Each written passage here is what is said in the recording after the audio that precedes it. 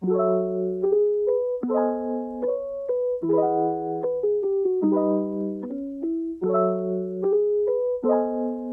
teman-teman semua, selamat pagi, selamat siang, selamat malam, selamat bahagia. Kembali lagi nih kepada kita berdua. Ada aku, Pius Hermanto Wicaksono, dan rekan aku nih. Siapa ini Mas Yang namanya? tidak tidak lain dan tidak bukan ya, Pius. Setiap APP, AAP selalu kita berdua ya membahas materi buat OMK. Jadi Betul ada banget Pius dan nih. ada saya Aldi seperti biasa. Oke nih, sekarang udah Desember nih, dan kita Mm-mm. harus sudah mulai bulan AAP. Yo, Nah, masuk aja lah, masuk ke dalam ke materinya aja nih Mas Aldi. oke.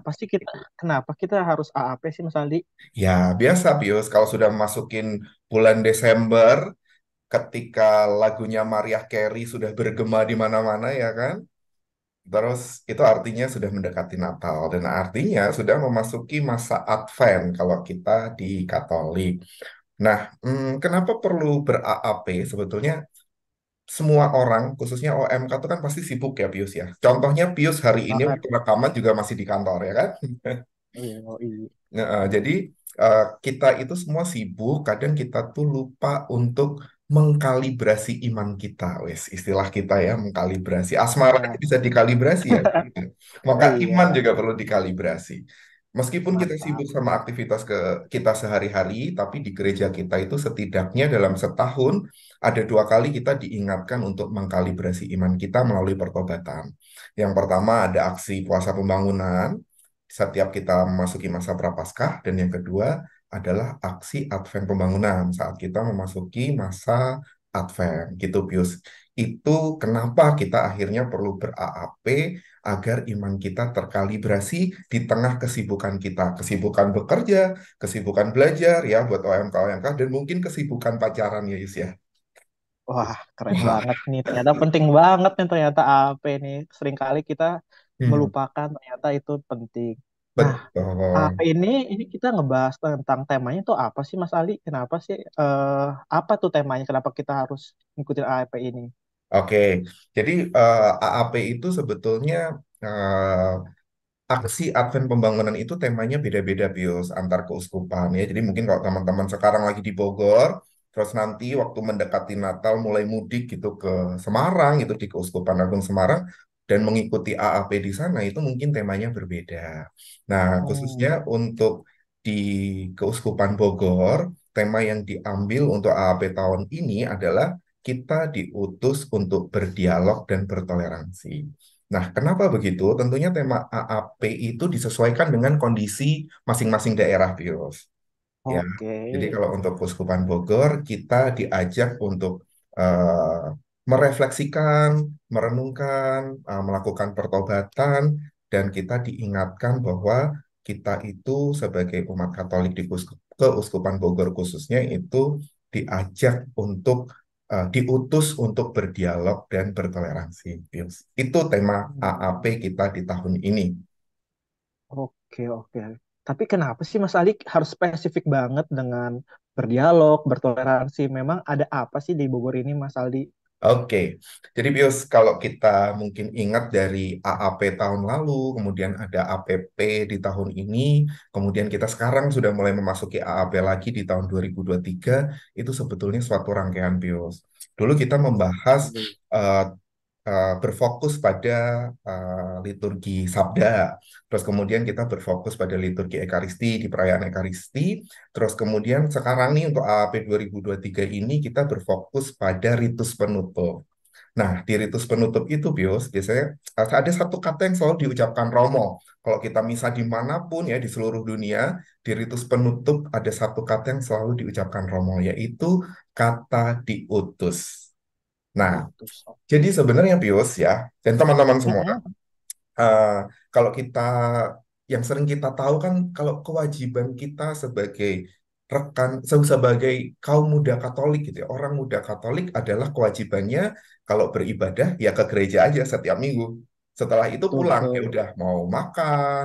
Biasanya kalau kalau habis kerja kan mikirnya gitu ya, makan di mana, jalan-jalan di Iya, mana, kemudian pacarannya mau kemana kan selalu mikirnya kayak gitu. Nah, betul. sebetulnya kita sebagai umat Katolik, khususnya orang muda Katolik ya, yang kita sedang diskusikan kali ini, sebenarnya kewajiban kita itu tidak berhenti selama mengikuti misa, tapi kita itu Oke. juga harus siap diutus. Diutus untuk apa? Hmm. Diutus untuk ya tentunya membagikan kabar sukacita melalui Injil dan bacaan dan homili yang sudah kita terima dari Tuhan. Terus kemudian kita juga sudah dikuatkan dengan kita menerima komuni saat Ekaristi dan kewajiban kita adalah membawa apa yang sudah kita terima ini keluar gitu Yus. Nah, Hmm, hmm, hmm. itu yang sering kali kita lupa. Makanya di AAP ini kita diingatkan lagi nih, bagaimana sih Hmm. kita itu bisa memberi, menjadi dan memiliki peran untuk kehidupan bermasyarakat. Itu Pius. Jadi Oke. itu fokusnya. Jadi untuk membagikan kabar sukacita, salah satunya adalah kita Dengan dituntut berdialog untuk dan bertoleransi ya, Mas. berdialog dan bertoleransi sama siapa tentunya orang yang berbeda dengan kita gitu Yus. Oke, iya. Jadi benar-benar kita harus memaknai itu esensinya selain kita hanya bukan hanya sekedar misa, tapi kita juga ada keberlanjutan yang bisa Ya, yang membuat itu bisa lebih berkembang ya, Mas. betul, Nah, dengan kita berdialog dan bertoleransi mm, dengan sesama kita yang berbeda dengan kita, khususnya mungkin yang berbeda agama gitu Pius.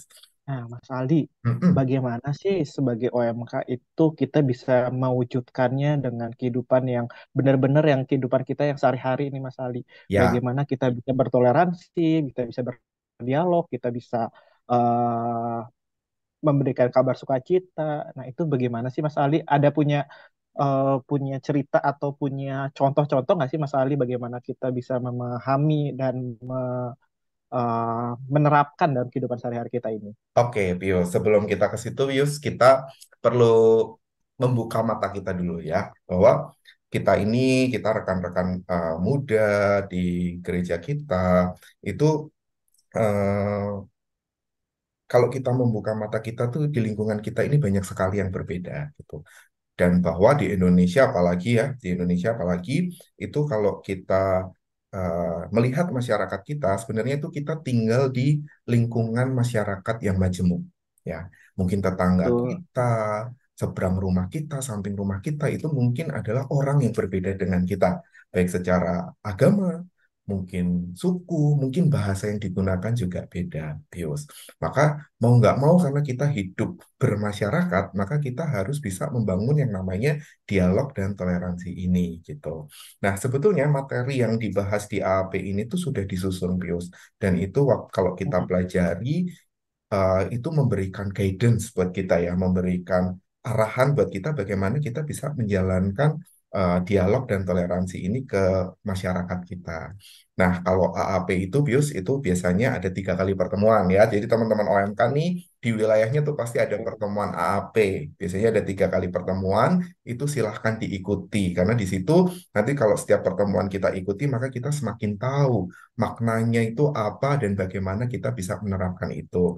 Nah, di Zoom kali ini, di video kali ini, kita akan membahas sedikit Pius isi cuplikan dari sedikit ya, pertemuan betul. itu sebagai guidance kita untuk menerapkan Betul, betul. bagaimana kita bisa hidup Kisi-kisinya nggak sih, Mas? isi-isinya, bagaimana kita bisa berdialog dan menerapkan hidup bertoleransi dengan sesama kita. Nah, Oh, di pertemuan pertama, Pius, di pertemuan pertama mm, itu topiknya adalah, kehidupan, kenapa Pius? kehidupan Tarsisius ya, Mas ya, Betul. di Nah, pertemuan itu satu. temanya adalah di pertemuan pertama kita diingatkan bahwa kita itu diutus sebagai tanda dan sarana keselamatan.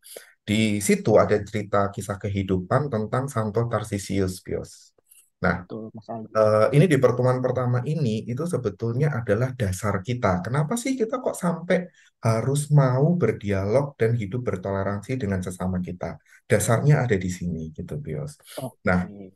kisah kehidupannya itu menceritakan tentang Santo Tarsisius. Nah, ceritanya gimana?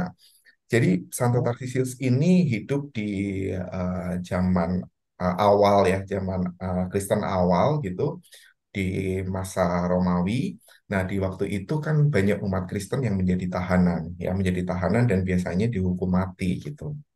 Nah, Iya. pada suatu saat eh, diakon dan romo yang bertugas untuk memberikan hosti suci kepada para tahanan Katolik di sana itu sedang berhalangan, jadi tidak bisa mengantarkan hosti Hmm. suci.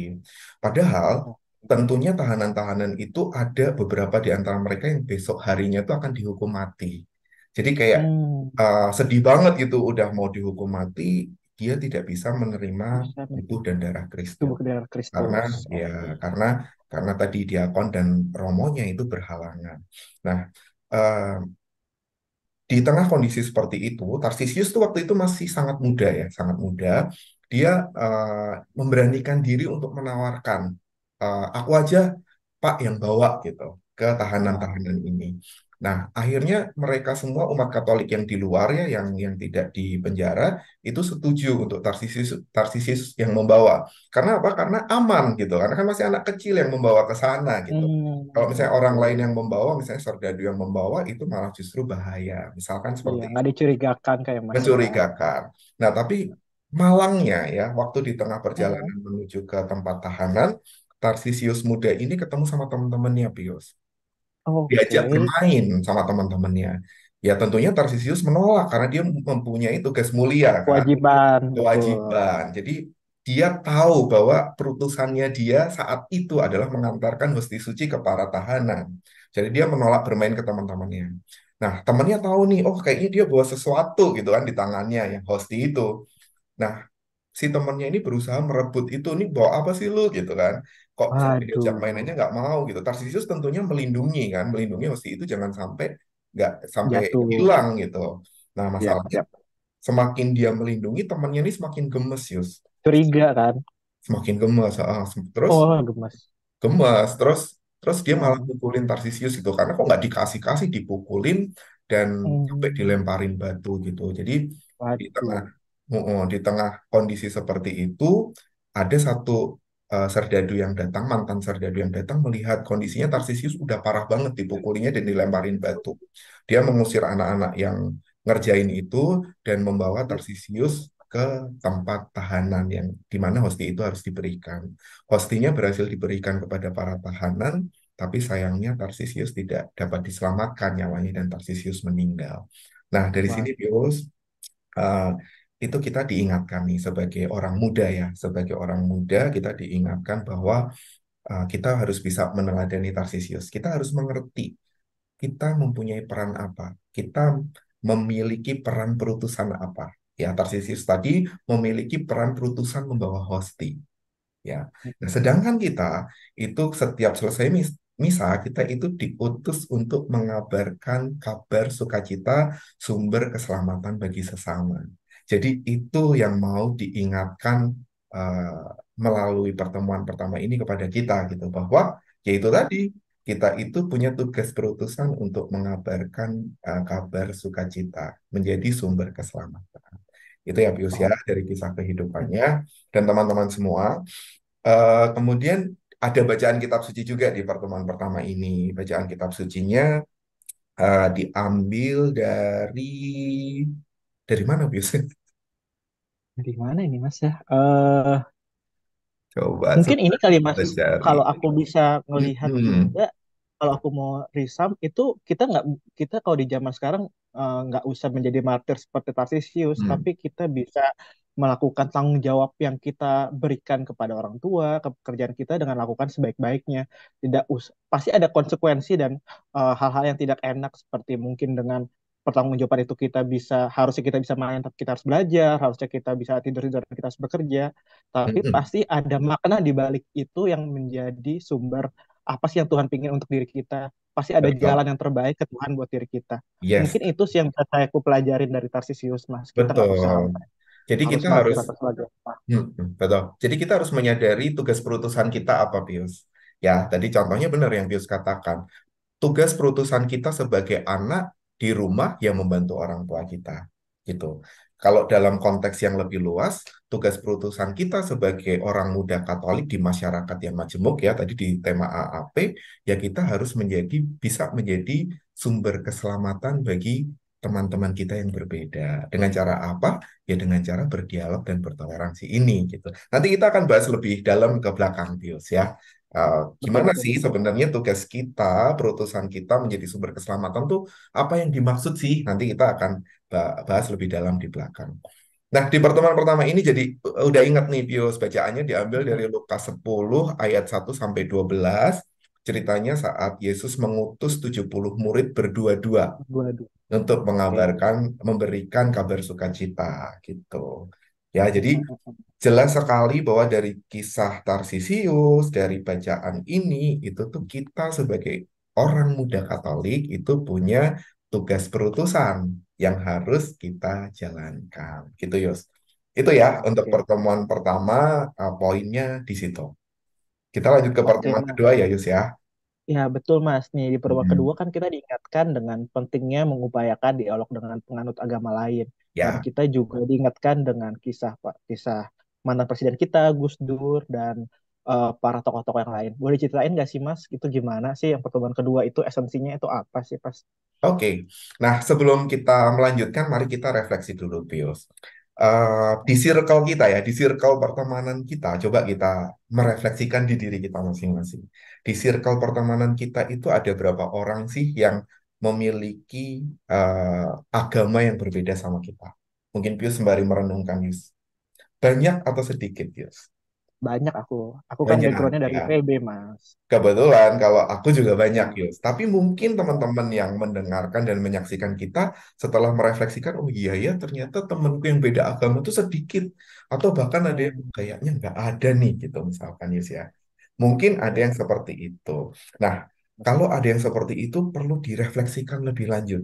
Kenapa kok bisa begitu gitu? Apakah memang karena belum ada momennya untuk ketemu sama teman-teman kita yang berbeda agama?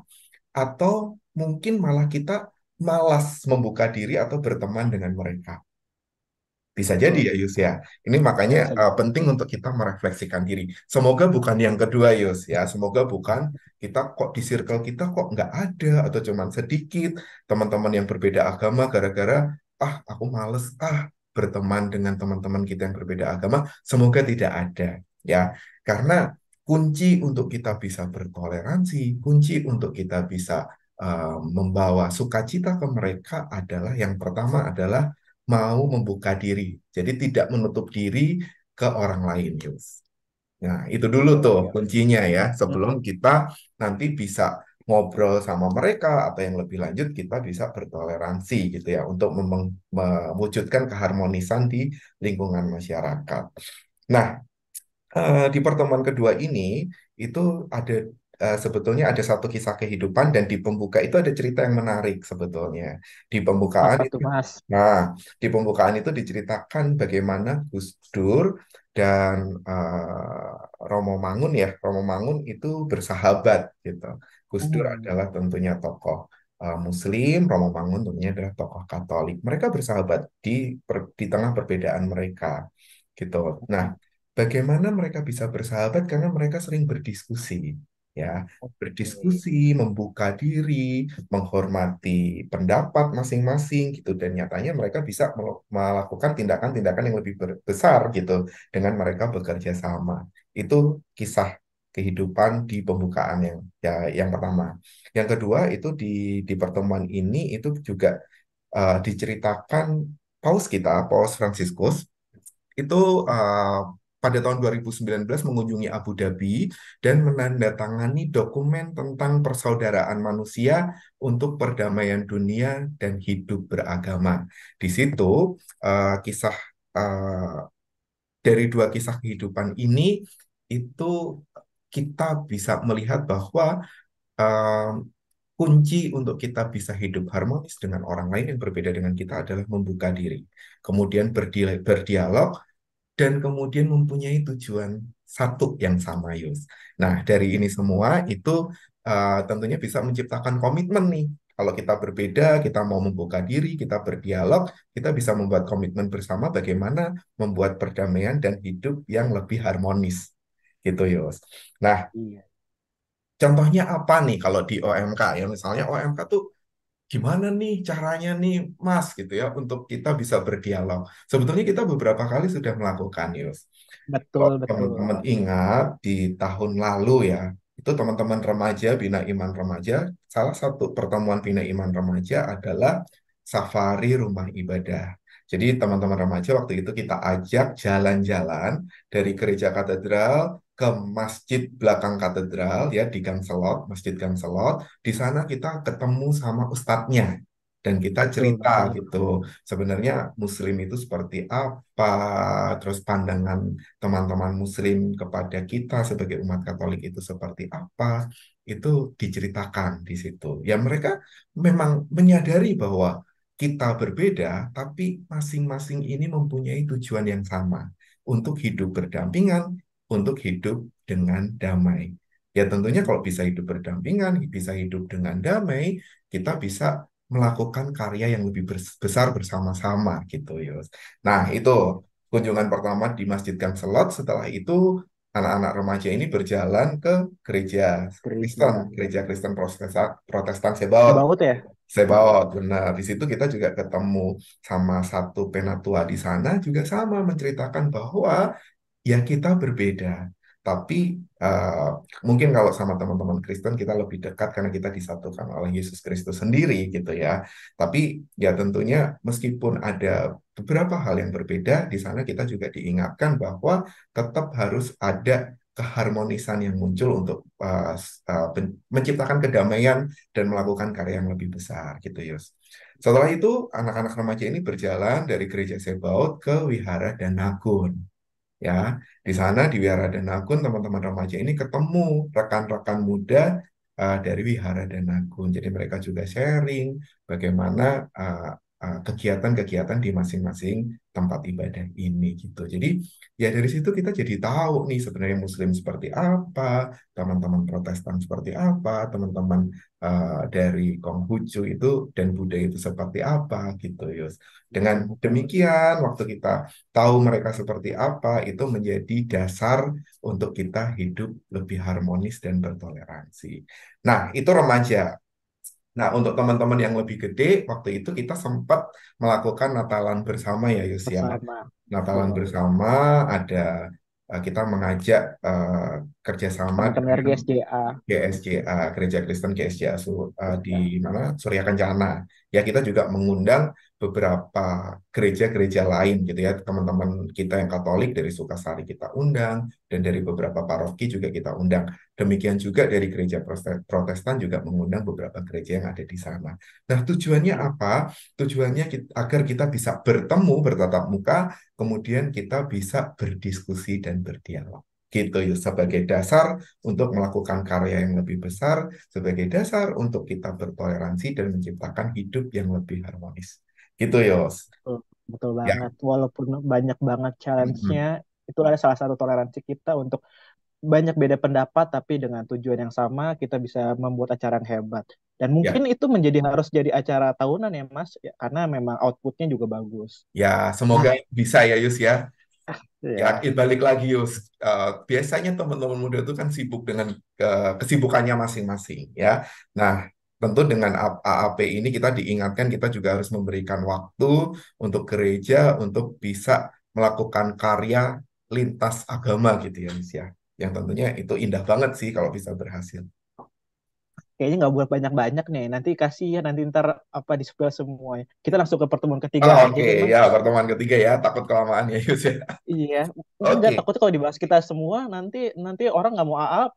Iya Ini kan benar hanya juga, isinya. ya benar-benar kita kan harus Nah, kisi-kisinya aja Yus ya. iya. Di Oke, pertemuan ketiga itu kita mm-mm. diingatkan untuk mewujudkan toleransi dan mengambil bagian dalam kehidupan bermasyarakat. Ini sebenarnya Betul sama Yus. kayak yang tadi yang kedua, tapi boleh nggak sih Mas disinggung apa sih yang dimaksud dengan kehidupan masyarakat dan segala macamnya Mas? Oke, oke Yus.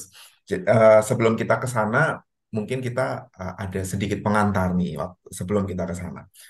Pengantarnya adalah saya ada pertanyaan, apa perbedaan saat kita menerima sakramen baptis dan waktu saat kita menerima sakramen krisma? Nah, bedanya Boleh. Yus, waktu Oh, kita Mas men- jawab. waktu kita menerima sakramen baptis itu sebenarnya kita menerima Tuhan di diri kita. Ya. Hmm. Sedangkan waktu kita menerima sakramen Krisma, itu kita menerima penguatan untuk kita bisa melakukan tindakan nyata keluar, gitu ya. Jadi buat Oke. teman-teman yang sudah menerima sakramen Krisma, teman-teman harus melakukan tindakan nyata keluar gereja untuk mewartakan sukacita. Salah satunya adalah dengan bertoleransi. Nah, yang disebut dengan toleransi itu apa nih sebetulnya? Nah, yang disebut dengan toleransi adalah bagaimana kita bisa menerima orang yang berbeda dengan kita, bahkan kita bisa menanggung bebannya mereka. Ya, mungkin ini Ya. terdengar sedikit berat ya Yus ya, tapi mungkin contoh nyatanya itu nggak seberat itu gitu. Nah, ini ada kisah kehidupan yang disusun untuk topik AAV kali ini itu bagus banget. Jadi ada OMK di Alorawe, Nusa Tenggara Timur. Itu mereka desa Alorawe ini itu desa yang eh, Nggak punya terpisah jembatan ya dengan Mas? desa lain oleh sungai. Hmm. Sungai yang cukup Oke. besar, namanya adalah Sungai Aisesa. Nah, Sesa. jadi kalau untuk ke desa sebelah dia harus menyeberangi sungai tersebut. Dan di situ tidak ada jembatan, Yus. Yang jadi masalah Hmm. adalah kalau mulai musim hujan, sungainya mulai naik, orang-orang kalau mau ke desa sebelah itu membahayakan nyawanya sendiri karena mereka harus nyebrangin sungai yang airnya tinggi banget gitu. Melihat keprihatinan ini, teman-teman OMK di sana tuh berinisiatif membangun jembatan darurat dan mereka berhasil merealisasikannya. Nah, Wah, keren banget. hebat banget ya. Jadi jembatan ini tuh tentunya kan nggak cuman buat umat Katolik ya. Masa ya mau lewat jembatan Betul. kita tanyain dulu ya kamu Katolik atau bukan? Nggak mungkin. Ya jadi semua Ya. orang yang ada di desa Alorawe itu ya berhak untuk menggunakan jembatannya gitu. Nah di sini sangat mencerminkan apa yang dimaksud toleransi itu gitu. Pius dan teman-teman. Jadi bagaimana kita bisa menerima orang lain, tidak hanya menerima, tapi kita bisa sedikit atau banyak menanggung beban mereka. Itu tadi contoh ya yang dilakukan oleh teman-teman OMK di Alorawe. Kemudian kalau contoh kecilnya apa sih? Misalnya contoh kecilnya ya kita dalam hidup bertetangga misalkan ketika kita punya rejeki lebih misalkan waktu kita mau merayakan Natal misalkan ya dan kita melihat tetangga kita di sebelah yang mungkin berbeda keyakinan sama kita, kok rasanya perlu dibantu. Nah, kita itu dengan kemauan dan kesadaran diri, kita membagi sukacita Natal kita ke tetangga kita. Misalnya, oh mereka butuhnya beras, kita kasih beras ke mereka. Itu adalah perwujudan, salah satu perwujudan dari toleransi yang simpel-simpel gitu, Pius. Nah, Betul. ini yang harus kita lakukan dengan kita diingatkan di AAP kali ini, kita pertama tadi kita harus sadar bahwa kita diutus, terus kemudian kedua kita harus mau membuka diri untuk membangun komunikasi dengan sesama kita yang berbeda agama, dan yang ketiga kita diingatkan untuk kita bisa bertoleransi dengan mereka juga. Gitu, Pius. Oke deh Mas, Ya, kayaknya kayaknya udah udah panjang ya, Yus. udah cukup. Nah, Iya. sebenarnya di pertemuan ketiga ini ada kisah menarik juga, Yus, dari bacaan kitab sucinya, yaitu mengenai kisah Samaria yang baik hati. Ya, di situ kelihatan banget gitu. Jadi ada orang Yahudi yang dirampok dan dipukulin gitu ya. Kemudian ada tiga orang yang lewat. Yang pertama imam Yahudi lewat di sana. Mungkin buru-buru mau mau ibadat, dia nggak mau membantu. Mungkin ya, itu di situ nggak Hmm. diceritakan. Jadi dia meninggalkan. Terus yang kedua adalah orang Lewi.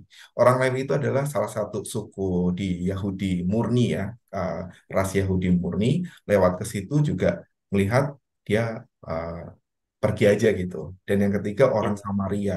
Orang Samaria. Samaria ini sebetulnya adalah orang yang dibuang oleh orang Yahudi asli karena dianggap orang Samaria ini bukan Campuran. iya campuran. Jadi bukan Jadi keturunan murni gitu. Malah orang iya, ini yang menyelamatkan si orang Yahudi yang dirampok ini gitu. iya. Jadi Orang yang sering kita rasis malah itu yang malah yang sering yes, membantu kita. betul. Jadi waktu kita mau menanggung beban sesama kita, kita tidak boleh melihat dia itu siapa gitu, Pius. Jadi Tuh. ya kita harus mau membantu siapapun, bahkan teman-teman kita yang berbeda dengan kita. Gitu, Pius. Oh, oke deh. Kayaknya udah cukup juga nih Mas Ali. Nah, Nah, sekarang kayaknya aku cukupin challenge teman-teman yang nonton. hmm, Kita udah buat ringkasannya sekarang giliran kalian bagaimana menerapkan toleransi dan berdiskusi di kehidupan sehari-harinya. Oke Sip. juga deh Mas. Udah juga udah malam. Kira-kira Ah, juga mau lanjut ke acara selanjutnya deh buat istirahat oke. atau yuk. Terima Ya, kasih udah terima kasih nge-respon. teman-teman semua. Sampai jumpa.